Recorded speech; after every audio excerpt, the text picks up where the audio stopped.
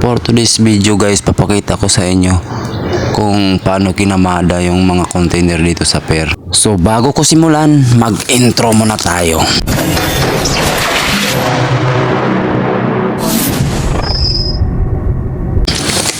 So set out muna sa operator ng forklift guys. Dito pa nga pala sa pier, ganito ang ginagawa nila, paano nila kinamada yung mga container.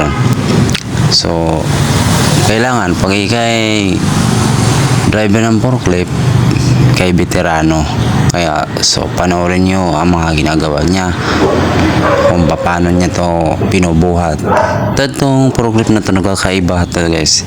Ayun o, yung iba sinusundot sa ilalim, pero sa kanya nasa ibabaw lang, yung mga sa butas lang niya pinapasok yung may yung dulo, kaya yan nabubuhat yan. Ayan, panood nyo yan.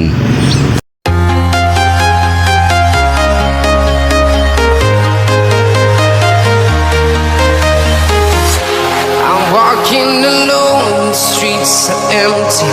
The only thing I can see is my own silhouette. I'm getting stronger, step by step. The clock is ticking, but there's no time for regrets. I've been flying from town to town, from London to Taiwan. I've been all around the globe, trying to protect your soul. We are